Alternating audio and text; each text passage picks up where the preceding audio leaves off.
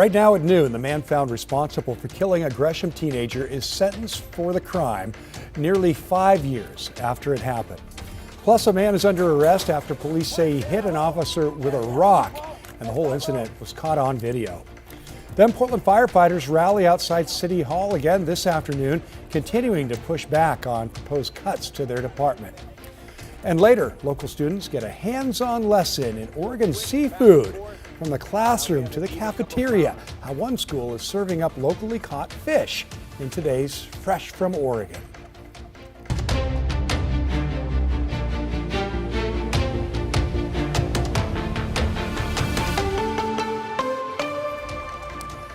Our top story here at noon, the man found guilty of shooting and killing a Gresham teen has been sentenced to 15 years in prison. Thanks for joining us. I'm Tim Gordon. The Multnomah County Sheriff's Office says 26-year-old Ty Sage was involved in a 2021 shooting that injured 2 people and killed 15-year-old Logan Ivy. According to court documents, the incident was a drug deal gone wrong, with Sage and another suspect also trying to buy guns from the victim. Investigative reporter Kyle Boshi was there for the sentencing this morning, and he'll have a more in-depth report later this afternoon. Put it down! Oh, yeah, you won't! This I won't! In a developing story, body camera video from Portland police shows an incident where they say a man attacked one of their officers.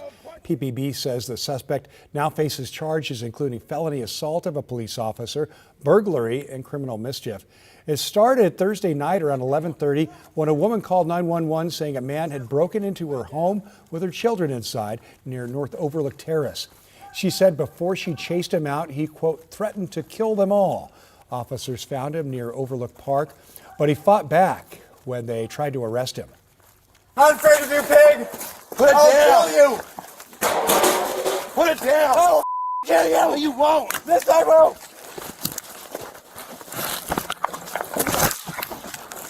I'll kill you! Don't punch me again! Wow, the man hit the officer in the face with a rock, we're told.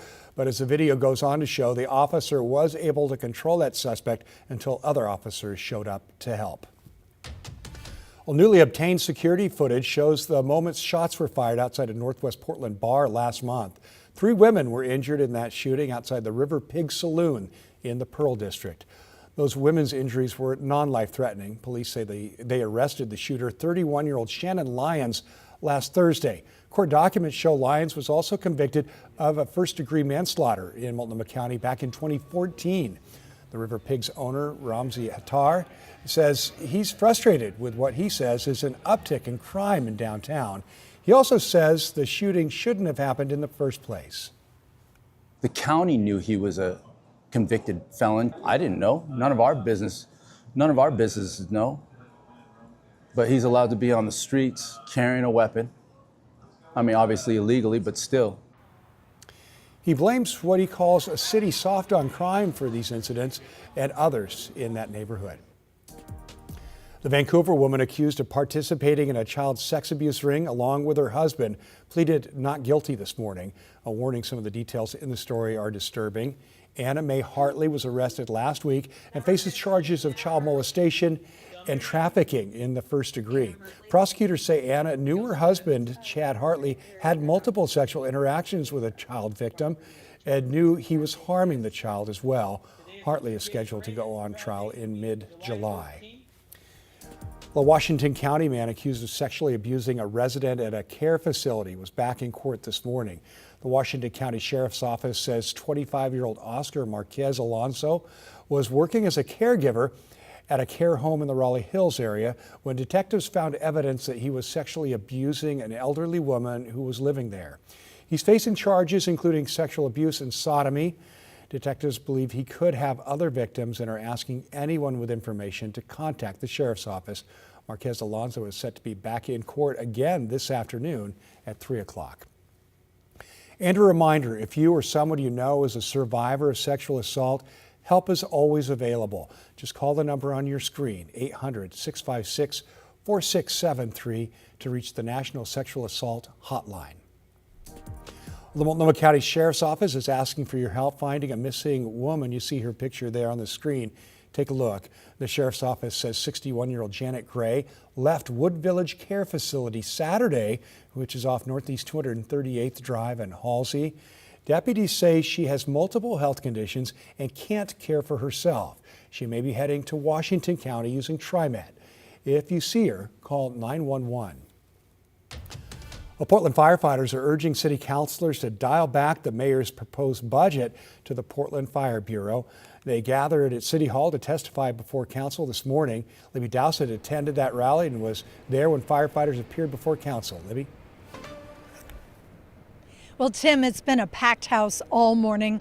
All the seats were taken as members of the Portland Firefighters Association showed up during their off hours to testify before the council. And they're asking council members to avoid making cuts to frontline firefighters and fire trucks. The mayor's budget plan aims to close a record $163 million shortfall, which includes cuts to fire and police services, among cuts to other departments.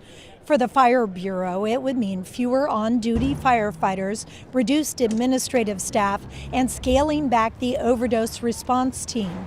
Plus, Fire Station 22 in the St. John's neighborhood is at risk of losing its only engine that carries water.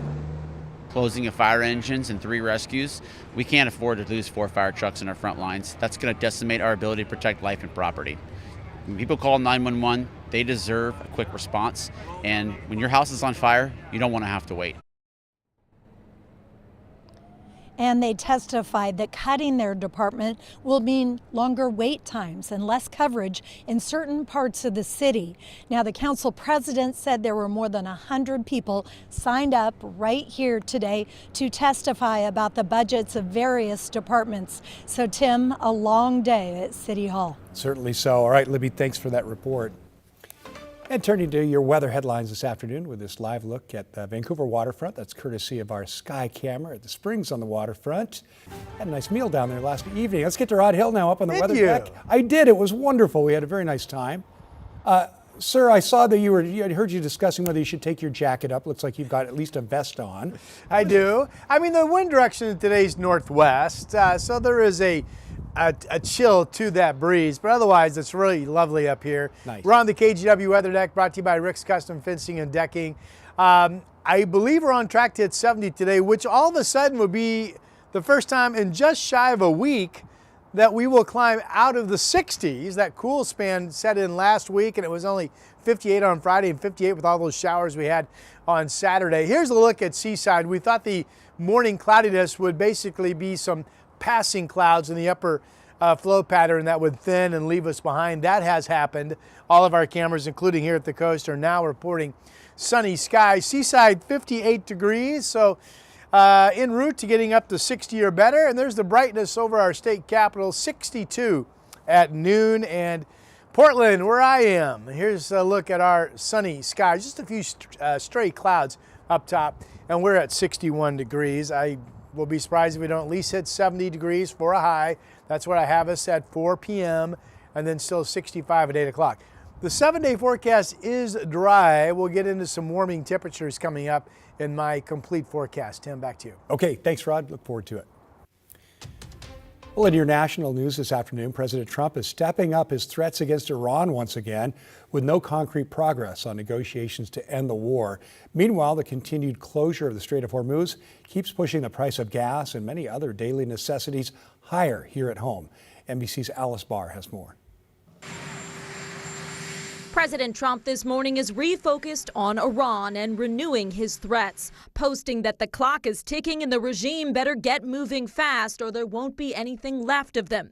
That amid Israeli media reports the president spoke to Prime Minister Netanyahu. On Friday, President Trump saying this about Iran. We left their bridges. We left their electricity capacity. We can knock that all out in 2 days. The ramped-up rhetoric comes as U.S. ally the United Arab Emirates said a drone strike sparked a fire at a nuclear power plant, calling it a dangerous terrorist attack, while Saudi Arabia said it intercepted multiple drones. Both have been frequent targets of Iran in a standoff over the Strait of Hormuz, with negotiations to end the war appearing stalled. They don't know how to make a deal. President Trump rejected Iran's last offer, saying it didn't deal with the nuclear threat. Senator Lindsey Graham, a close Trump ally, urging him to renew attacks on Iran. I think the status quo is hurting us all. The longer the strait is closed, the more we try to pursue a deal that never happens, the stronger Iran gets. So what do you do next? You weaken them further. As the unrest keeps forcing gas prices higher, the impact is trickling through the U.S. economy. Price of gas goes up, everything goes up. This family-owned grocery and deli in Wisconsin is fighting to avoid raising prices for customers. Watching tomatoes triple in price from over the course of 1 month, that's pretty crazy. I mean, I have not seen that before. While rising tensions raise the risk for more fallout. In Washington, Alice Barr, NBC News.